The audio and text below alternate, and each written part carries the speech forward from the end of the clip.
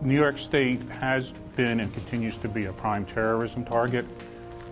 We have a responsibility in the state to train our first responders to be able to handle not only natural disasters and their regular response jobs, but to be prepared for another terrorist attack, prepared for the major disasters on that. So using the State Preparedness Training Center is one of the methods that we reach out and make our first responders in New York State more prepared.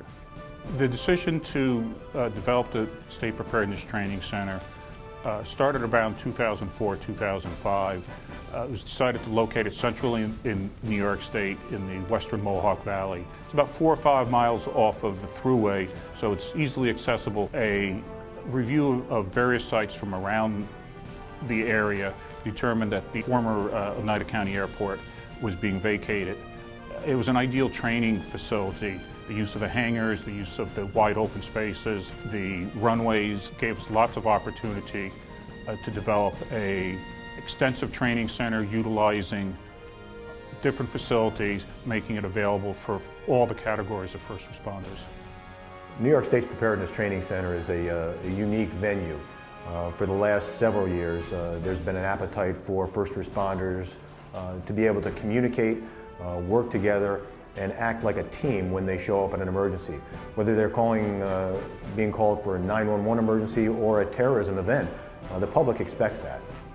One of the things about our State Preparedness Training Center that's unique in training facilities in the state is we train multiple categories of first responders: police, fire, EMS, public works, and more together.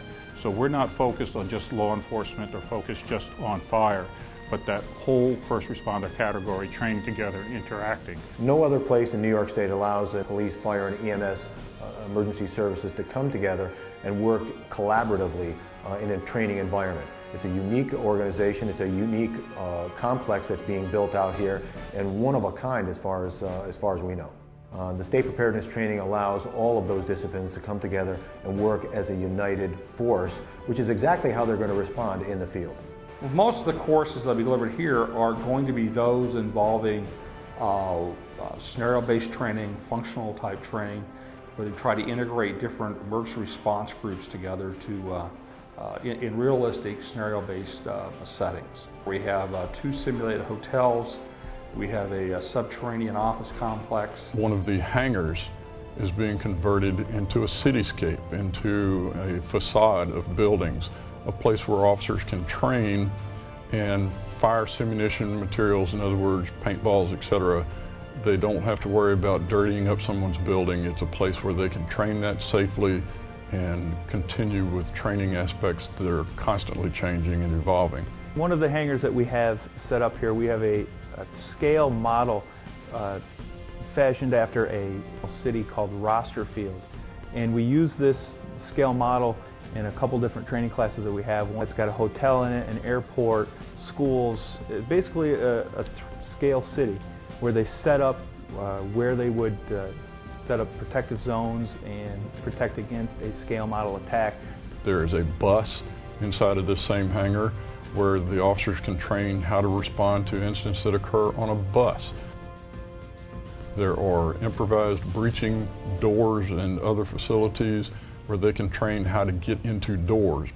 The entire thing, I think one of the greatest things about it is that being in upstate New York here, it's indoors. It's in a hangar. So officers can come here and train, have a great classroom that's climate controlled, and then go to a training facility that even if it's snowing outside, they can train unobstructed and do good work. But the biggest advantage is it's available. It is there, they can train on it constantly. With just a few modifications, they can change their cityscape so that it's a different approach for our officers that are here in training. It won't be stale, it won't be the same thing all the time. We do follow-up surveys about 6 months after people are coming through training. Consistently, people have said that it's affected how they respond or how they handle incidents. It's affected some of their planning and made them better prepared, and they've used the training that they've taken. The training facility is very lifelike. I've attended a couple training scenarios here, a couple different assessments here, and I've recommended it to other officers in my command. It's very lifelike, very very real-world situations that's directly transferable to our daily patrol. So I would highly recommend it. I don't know that you could ever be prepared, but I'm certainly more prepared than when I first started the class. You know, there's things that you learn about yourself when you're put into these practical exercises, the way that you're going to react, and I think that this is certainly added to the realism, and I feel a lot more comfortable now going in than I maybe would have a few days ago. I think having a training center like the one we have here is the best thing that the New York State could have done to better prepare our first responders for a possible next attack.